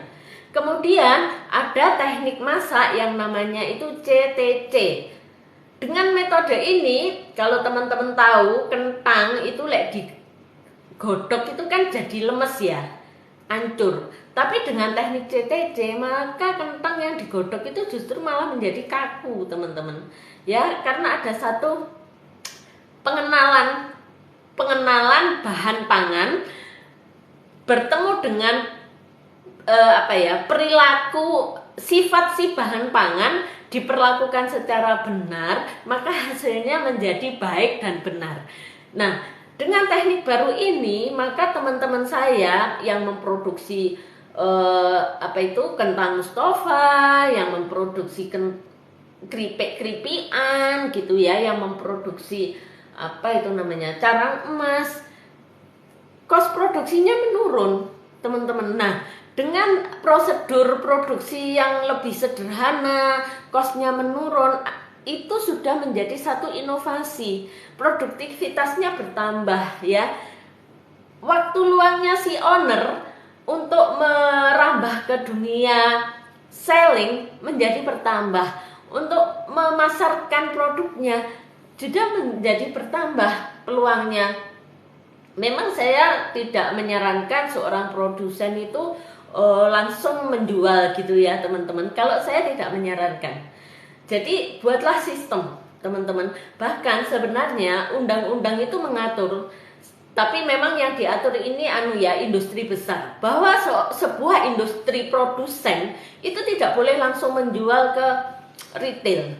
Dia harus melalui distributor, baru sampailah ke konsumen. Itu kebijakan pemerintah teman-teman. Kenapa? Satu, untuk mengefektifkan pasar ya teman-teman. Dengan begitu maka pemerintah menciptakan lapangan pekerjaan ya. Yang kedua, menghindari monopoli. Selamat datang Kak Endah Suryatin, Kak Tafira, Kak Syahmasari, matur nuwun sudah rawuh. Jadi sebenarnya pemerintah itu mengatur sedemikian rupa bahwa industri produsen tidak boleh langsung menjual ke retail, harus melalui distributor. Kenapa? Dengan cara itulah lapangan pekerjaan bertambah ya. Tidak ada monopoli pasar gitu ya teman-teman. Kemudian kontrolnya juga akan lebih mudah karena ada dua pihak yang bekerja sama gitu ya. Beda dengan yang hanya satu gitu teman-teman ya kan. Nah, yang ketiga sebenarnya itu adalah kepentingan mereka. Yang produsen dia fokus pada kualitas produk, pengembangan produk. Yang distributor dia berlaku sebagai marketing dan selling teman-teman ya. Jadi dia yang memasarkan, membranding dan sebagainya ya teman-teman. Kebetulan saya pernah masuk ke perusahaan yang distributor ini. Nah, kabar bagusnya bahwa si produsen dan distributor itu dalam satu lingkup, sehingga saya bisa mempelajari perilaku keduanya, perilaku produsen dan perilaku si pemasar gitu ya teman-teman. Nah itu memang jadi kenapa saya bukan tidak setuju ya, tapi saya lebih setuju jika kita itu teamwork. Kalau memang orang yang kompeten di produksi, ya kita hire gitu, kita bekerja sama. Kemudian saya punya produksi ya kan. Apakah saya kemudian memasarkan sendiri produksi saya enggak. Saya menyusun sistem reseller ya teman-teman. Sehingga teman saya memproduksi, teman-teman saya yang menjual gitu. Artinya apa? Saya produsen, saya kuati marketingnya ya. Tapi di selling teman-teman saya lah yang juara gitu teman-teman. Dengan cara ini sangat efektif teman-teman ya. Dan kita sebagai produsen itu punya kesempatan untuk berinovasi produk, punya kesempatan mengevaluasi produktivitas. Nah itu ya. Oke, itu tadi yang pertama adalah pemahaman kebutuhan pasar. Yang kedua adalah ide kreatif. Ajak tim kita untuk memikirkan, duduk bareng gitu ya, santai-santai mikir rek enake gaya apa ya, atau kita ajak misalnya saya sing booming apa rek gitu. Misalnya dulu waktu itu tahun 2021 ya teman-teman, di tahun 2021 itu saya dan anak-anak jagongan. Terus anak sulung saya itu memang seorang apa ya, kalau saya bilang memang dia punya jiwa bisnis itu sejak dini gitu. Jadi instingnya terhadap pasar itu sangat bagus. Waktu itu dia memberikan saya ide tuh banyak, Bu. Sekarang itu yo kuliner itu lagi booming loh, Bu. Ada jajanan jenis apa gitu ya. Terus si bungsu suka beli kroffel. Waktu itu nyoba kroffelnya salah satu yang sudah terkenal gitu. Terus saya bilang, wong panganan atos ini kok dituku sih. Loh ndak atos, tadi itu ya empuk Bun, sudah 5 menit ya atos sadem gitu. Terus kemudian saya nyoba, coba sih wong iki lho bahane ming terigu, mentega, ambil vermipan, saya bilang gitu. gampang ini gawe nih. Terus akhirnya anak saya yang kecil memang suka coba-coba gitu ya. Dia coba-coba sama staf yang bekerja pada saya itu wis dulinan gitu, arek loro coba-coba. Hasilnya itu dibagikan ke anaknya tetangga gitu, sambil enak nggak dek gitu, kurang apa gitu. Dan sekarang itu menjadi salah satu produk kami, yaitu Croffle teman-teman, yang kita jual frozen dan mingguan di Car Free Day itu ya. Jadi mencari ide kreatif itu gampang, bisa dari tim kita atau bisa searching seperti tadi Google Form, seperti kita mau riset pasar itu bisa teman-teman ya. Yang ketiga, seleksi ide. Setelah banyak ide yang masuk, kita seleksi mana yang punya potensi dan mana yang kita punya koneksi ya. Koneksi dalam arti mungkin kita punya alatnya, mungkin bahannya podo, misalnya kayak kopi gitu ya. Selamat datang Kak Wadana, Kak Beket by Citra, matur nuwun sudah rawuh. Nah, setelah ide terkumpul dari anak-anak saya waktu itu ya, ada kopi kekinian, ada teh kekinian gitu ya kan. Kemudian saya mulai berpikir apa yang sing relevan. Misalnya waktu itu si kakak itu ngasih ide itu ada croffle, terus ada roti apa gitu, roti dicelupno atau apa gitu. Karena saya lihat si adik suka croffle, maka pilihan saya jatuh di croffle. Kemudian untuk minuman waktu itu saya berpikirnya gini, oke, kalau kopi masih oke Kak, karena basicnya ibu sudah punya kopi gitu ya. Kopi Enma itu menggunakan kopi organik teman-teman ya. Nah, terkadang pada prosesnya itu terus kegosongan gitu. Terus saya gunakan sendiri kalau kegosongan. Maka kalau sekarang kegosongan ya dibablas no gosong aja, akhirnya menjadi kopi minum gitu. Selamat datang Kak Endang, matur nuwun sudah rawuh. Nah, itu teman-teman, cara menseleksi adalah potensi pasar tentu utama ya. Yang kedua, apa yang sudah kita punya lebih efektif kalau dalam inovasi kita menggunakan sumber daya yang sudah ada, menggunakan sumber daya yang sudah kita miliki maksudnya. Jadi tidak investasi baru. Kalaupun misalnya harus investasi baru, pastikan bahwa prospeknya betul dan investasi ini misalnya terjadi kurang baik pada produk inovasi masih bisa digunakan. Artinya alatnya nggak buang gitu loh teman-teman ya. Itu yang ketiga, ketika menseleksi ide ya. Seperti yang tadi saya sampaikan, akhirnya saya pilih Croffle. Croffle nggak butuh alat lagi kecuali kalau bikinnya kan manual ya teman-teman, nggak perlu mesin. Jadi hanya butuh alat untuk jepit tak gitu tok, itu aja, sama kompor. Kompor kan mesti ada kita ya kan. Nah, kemudian yang minuman kekinian itu ya. Minuman kekinian memang dari dulu juga saya sudah punya relasi produsen powder drink gitu ya kan. Jadi ya sudah, sumber daya itu saya gunakan, saya nggak perlu lagi searching rekanan baru gitu ya teman-teman. Terus freezer misalnya, karena kita punya kulkas 2, waktu itu saya bilang nggak usah pengadaan freezer, es batu itu beli secukupnya saja, nggak perlu nyimpen gitu ya kan. Kemudian ya sudah, kita gunakan kulkas 2 dengan freezer 2 ya, freezernya kulkas. Tapi begitu di tahun ini saya punya inovasi es krim ya teman-teman, inovasi produk baru es krim, maka saya beli freezer. Kenapa? Karena di perjalanannya bahwa untuk memproses kopi yang minum ya teman-teman, bukan kopi enema, itu saya butuh freezer. Kemudian untuk menyimpan es krimnya saya juga butuh freezer gitu. Artinya bahwa satu kali saya melakukan investasi itu mengcover untuk 3 kepentingan gitu ya. Kemudian bahannya apa Mbak Yayu? Bahannya ya itu powder drink yang biasanya kita bikin minuman kekinian dengan teknik tersendiri ya, dengan teknik terpisah, maka itu kita jadikan es krim, hanya beda tambahannya gitu aja. Ya, nah yang inovasi yang begitu itu efektif teman-teman, tidak perlu investasi besar ya. Artinya kalau misalnya dari dulu saya sudah beli freezer pun saya tidak perlu beli freezer gitu ya kan, tapi kita bisa melakukan inovasi produk baru. Nah yang keempat adalah perencanaan inovasi. Buat rencana yang rinci untuk mengimplementasikan ide inovatif kita, teman-teman ya. Jadi melakukan seperti tadi, seperti kita bikin analisa SWOT, kemudian kita bikin bisnis plan-nya gitu ya. Kalau saya memang punya analisa dan bisnis plan itu item per item, teman-teman. Dan saya punya standarisasinya, misalnya standar produknya, saya punya standar operasional pelayanannya, saya punya sampai pada standar pengembangan pasarnya itu ya, teman-teman. Memang saya punya itu. Karena itu saya bisa menceritakan. Nah, bagaimana untuk membuat perencanaan inovasi? Saya ambillah salah satu ya, misalnya es krim gitu ya, teman-teman. Es krim saya akan memproduksi bahannya dari mana? Bahannya sama dengan minuman kekinian tadi, hanya beda tekniknya.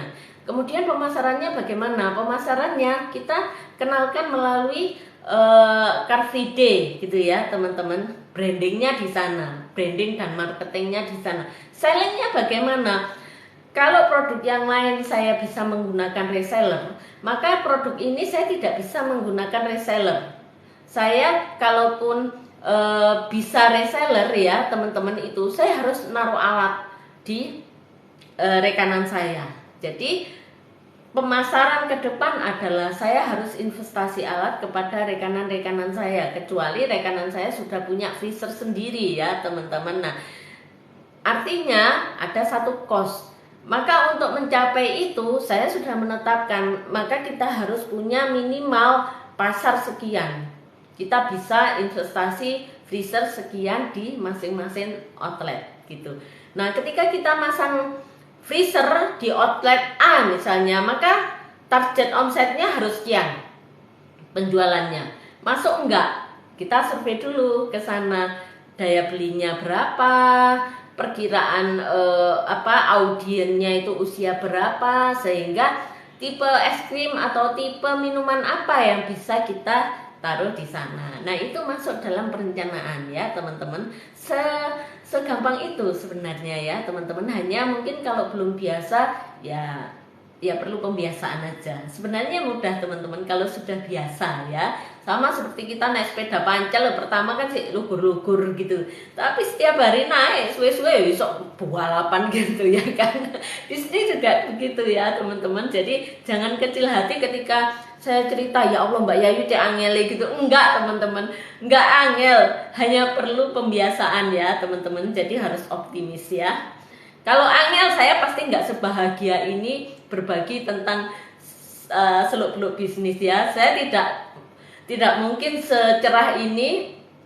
Kalau saya tidak suka bisnis atau bisnis itu nggak seneng gitu, saya nggak akan sebahagia ini ya muka saya. Dan salah satu anti penuaan itu ya itu tadi, rasa bahagia tadi ya, sehingga terus semangat. Dan saya beberapa kali bertemu dengan teman-teman saya gitu ya, mereka berpikir bahwa usia saya masih di 40-an gitu, teman-teman ya. Karena kadang usia mereka 40 tapi secara penampakan lebih kelihatan saya lebih semangat, kelihatan saya lebih muda gitu ya. Mungkin hanya rambut saja yang kalau saya pas nggak pakai jilbab kelihatan sudah ada 3 warna gitu.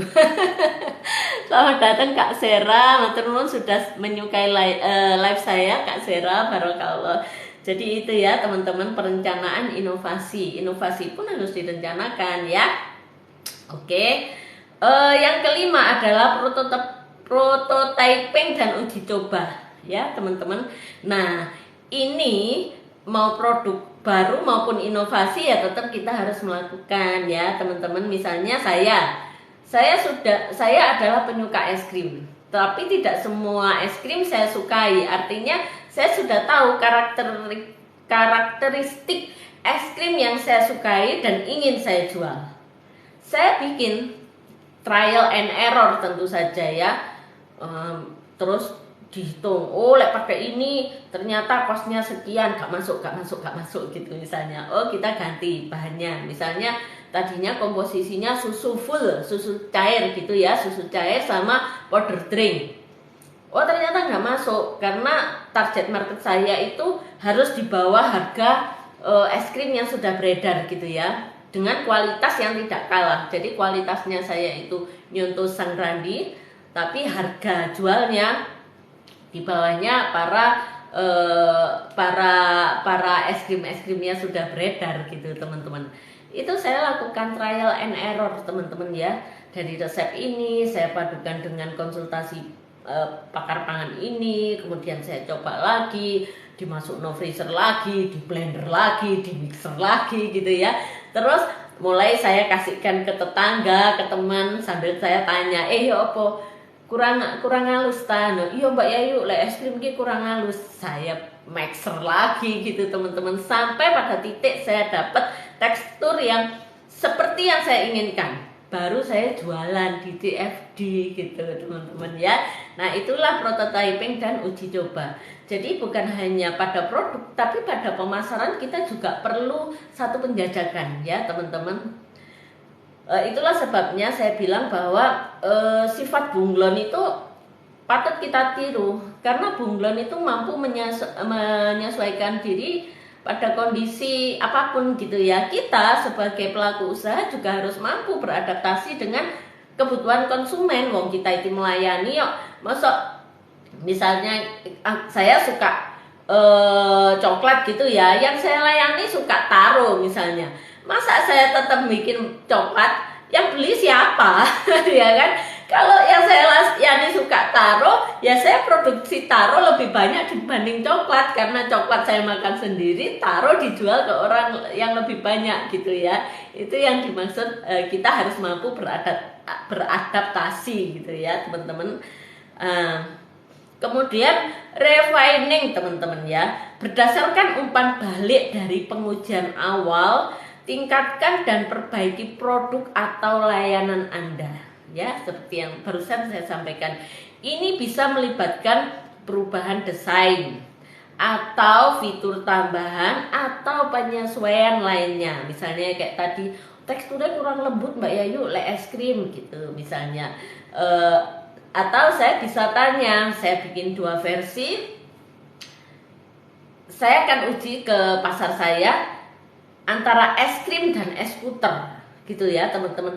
Ternyata secara rasa pasar saya itu lebih menyukai teksturnya es puter gitu ya, karena es puter itu masih ada es-esnya yang seger. Kalau es krim itu katanya mereka melenak gitu loh.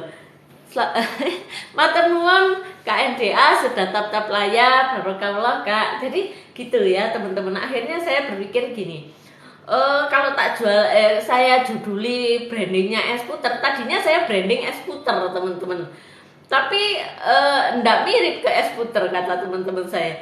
Lebih mirip ke es krim Mbak Yayu. Iya, memang saya packaging saya juga lebih ke es krim gitu. Akhirnya saya ganti judul, yang darinya es puter menjadi judulnya itu es krim Mix Love ya. Jadi kalau yang sudah terkenal kan Mixi gitu ya, saya mix love aja lah kata teman saya waktu tanya, Mbak Yayu iki apa merek es krim jenenge Mix Love. Mbak Yayu mesti senengane cinta-cintaan. Saya bilang, aku seneng cinta-cintaan, tapi pada prinsipnya bahwa salah satu strategi branding adalah kita mengcloning ya teman-teman. Kita mengcloning dari merek yang sudah terkenal ya, kemudian kita menyontoh, tapi kita tidak boleh nyontoh plek ya, karena itu ada hakinya. Jadi ada hak paten terhadap merek yang kita tidak boleh langgar ya teman-teman. Nah karena itu saya menggunakan Mix Love gitu ya. Di samping teman-teman saya itu pokoknya brandnya kalau lihat saya itu senengannya Mbak Yayu mesti sing bau cinta-cinta gitu. Masa juduli nama suaminya itu cinta gitu. Ya, itulah saya ya. Itu sisi unik saya gitu teman-teman ya. Baiklah, yang ketujuh adalah peluncuran teman-teman ya. Setelah produk atau layanan inovatif kita itu sudah matang, siapkan strategi peluncuran yang efektif. Pastikan kita memiliki rencana pemasaran yang kuat untuk mencapai target pasar ya. Tadi sudah sempat sekilas saya sampaikan di depan bagaimana saya merancang marketing dan selling untuk produk es krim gitu ya teman-teman. Kemudian yang kedelapan adalah pemantauan dan evaluasi ya. pantau kinerja produk atau layanan inovatif secara berkala, teman-teman. Jadi jangan ada keluhan titik langsung digeser, enggak teman-teman ya. Kumpulin dulu. Karena tidak selalu bahwa keluhan itu jepret identifikasi produk kita, enggak. Jadi kita harus mengumpulkan beberapa masukan, baru kita evaluasi mana yang paling dominan, itulah yang kita follow up duluan ya teman-teman. Yang kesembilan adalah pelibatan pelanggan. Terlibatlah secara aktif dengan pelanggan dan terima masukan mereka ya. Mereka bisa memberikan wawasan berharga untuk terus mengembangkan inovasi kita ya teman-teman. Kalau ini mudah dipahami dan saya yakin teman-teman sudah paham semuanya ya. Yang 10 adalah kepemimpinan inovasi. Budayakan budaya inovasi di dalam perusahaan kita ya teman-teman. Nah, karena ini salah satu strategi untuk kita meningkatkan produktivitas ya. Dan salah satu strategi branding dan marketing ini ya ini, melakukan inovasi secara berkala gitu ya. Nah, untuk bisa melakukan ya kita mesti memantau gitu teman-teman ya. Harus ada evaluasi berkala. Jadi yang perlu diingat bahwa inovasi adalah proses berkelanjutan teman-teman ya. Yang harus diingat adalah inovasi adalah proses berkelanjutan. Dan bisnis yang sukses selalu berupaya untuk tetap relevan dalam berinovasi untuk menjawab perubahan pasar dan kebutuhan pelanggan ya. Jadi inovasi ujung-ujungnya apa? Pelayanan ya, memenuhi need-nya pelanggan kita ya. Jangan takut untuk mengambil resiko yang terukur ya. Resiko yang terukur, tidak ada satupun bisnis yang tidak mengandung resiko. Namun resiko itu harus bisa kita ukur, ada parameternya, dan kita sudah punya satu rencana untuk handling ketika terjadi satu resiko ya teman-teman. Nah, karena inovasi seringkali merupakan kunci kesuksesan jangka panjang. Betul ya teman-teman. Jadi itu adalah cara-cara kita melakukan inovasi ya teman-teman. Waktu sudah menunjukkan pukul 21:05. Tidak terasa bahwa kita sudah 1,5 jam berbincang santai di ngobrol bareng Jeng Yeye. Teman-teman, terima kasih banyak atas kehadirannya teman-teman. Terima kasih bahwa saya sudah diizinkan untuk sharing motivasi dan edukasi bisnis dan pemberdayaan diri di sini. Saya berharap apa yang saya sampaikan, hal sederhana yang saya sampaikan bisa menjadi satu langkah besar gitu ya untuk teman-teman semua. Dan tentu saja saya berharap teman-teman bisa berbisnis dengan bahagia, sukses di dunia hingga akhirat. Artinya bahwa bisnis kita tidak sekedar manfaat untuk diri kita, tetapi bisnis kita juga menjadi satu jalan berkah untuk sesama gitu ya teman-teman. Bahwa bisnis itu sangat menyenangkan, maka marilah kita menikmati setiap prosesnya gitu ya teman-teman. Matur nuwun saudarawo, mohon maaf jika ada satu kekurangan teman-teman.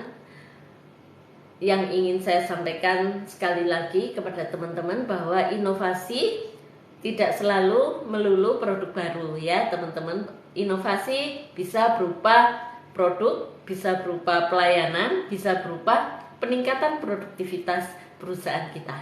Oke, selamat malam. Assalamualaikum warahmatullahi wabarakatuh. Salam hangat saya untuk keluarga tercinta dan salam sepenuh cinta saya untuk teman-teman semua. Selamat istirahat.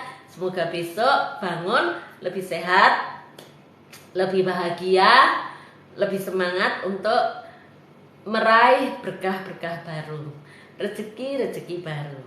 Amin, Allahumma amin. Dadah, matur nuwun saudarawo, Mbak Ani matur nuwun sudah tap-tap layar. Selamat istirahat, salam untuk keluarga, teman-teman ya. Sampai bertemu kembali di minggu depan. Insya Allah teman-teman silahkan follow akun saya. Saya akan lebih banyak membuat video-video pendek untuk edukasi, motivasi, dan pemberdayaan diri. Parah.